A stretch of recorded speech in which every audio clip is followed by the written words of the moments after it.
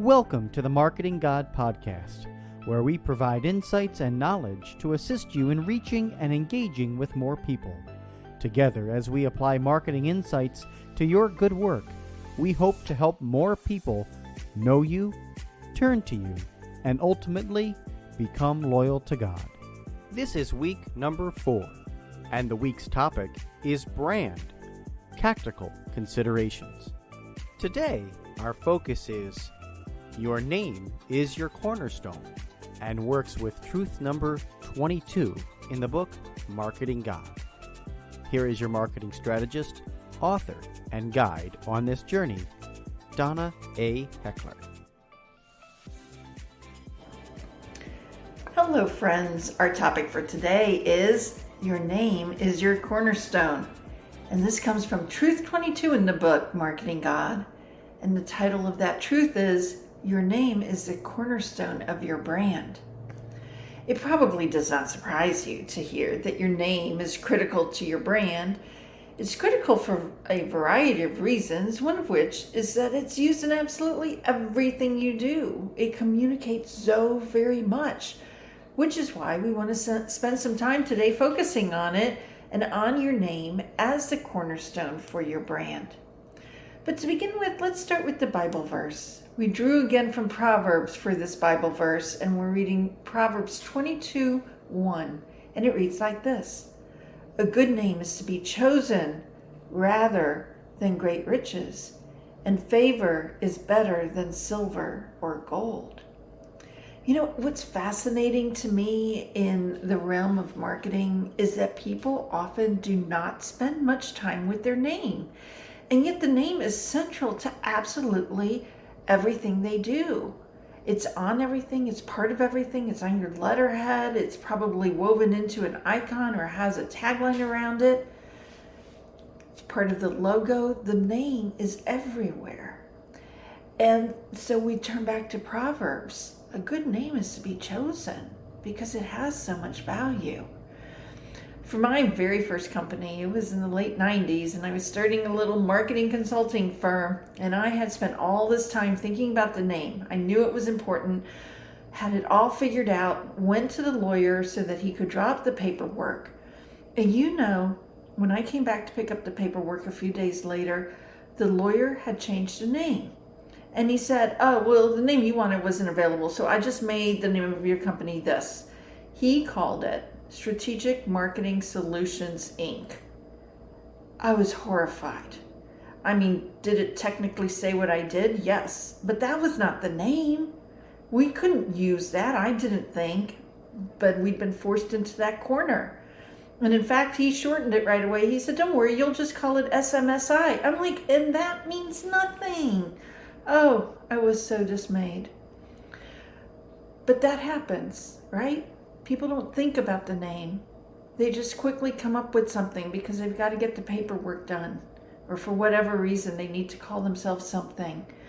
But names are really valuable and they can be so meaningful. So let's spend a little bit of time thinking about that. Names can do a variety of different things. One way we see company names or brand names being used is in defining a category or helping somebody understand what category your product or your service belongs to. A great example is puppy chow. You hear that name and you know that it's for not just dogs, it's for puppies. So it helps to establish a category that product participates in. Names can be functional. They, for instance, like PayPal, it's giving you a sense of what it does, right? It's your easy, friendly payment system, PayPal. You know, or of course you have Burger King, and that's trying to tell you that it's the best of all the burgers that you can get. Names can also just be an interesting word, and there's a lot of words that have been turned into really big brands. Of course, Apple comes to mind, Amazon comes to mind, but also Yahoo, or how about Dove soap. The thing about just choosing a word is that becomes very expensive. It's a very expensive proposition because take the example of Apple. So everybody knew the apple is something you ate.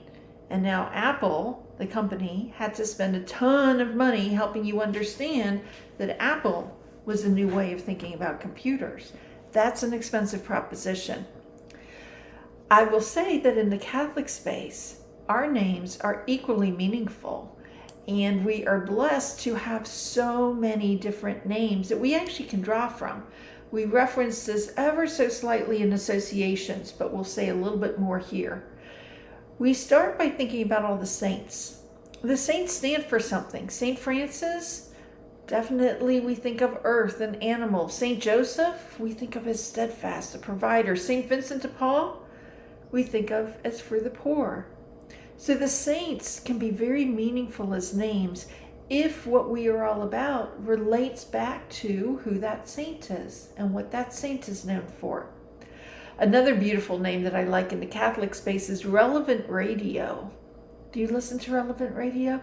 I like it because it's relevant information in today's world for Catholics. So it really speaks to what they're trying to do.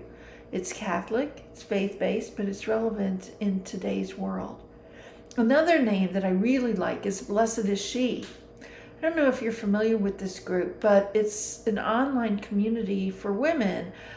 I tend to find that it skews younger in age, but really women of all ages are invited. But what they do is they share. And they share their faith, and they connect with each other. They have retreats, they have online meetings and discussions. You can ask questions. I find them a lot on Facebook, but they are really expanding and doing so many wonderful, beautiful things. And the name just speaks to it. Blessed is she, right? How can every woman who's Catholic connect and be blessed in the process? Names convey a message in and of themselves. So the name becomes really important, not just because it's on everything, but because of the message it's conveying, which is why we say it can be the cornerstone of your brand. If you're just starting out and building a ministry or a parish, start first by thinking about your brand promise. What is the promise? What are you trying to deliver and offer? Now consider a name that helps to reinforce that promise. If you already have a name, which I suspect is true for most of us, then spend some time thinking about what the name conveys. For instance, there's a few parishes called Holy Family Parish. Beautiful name. But how does that name link to the brand and to the brand promise? If the name is Holy Family Parish, are you fulfilling the promise that's inherent in the name? Is the parish holy? Does the parish act like a family? When you think about the name, think about the message that it's conveying and whether that message aligns with the brand promise that you have.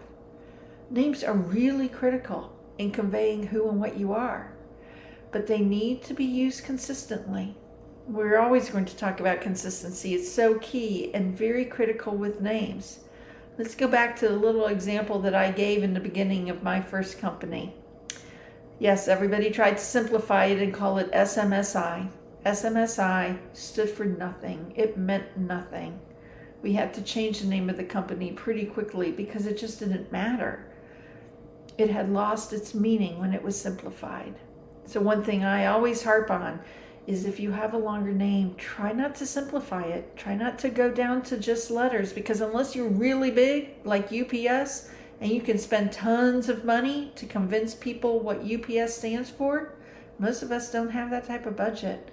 We're not going to be able to help people understand what the few letters like SMSI truly mean.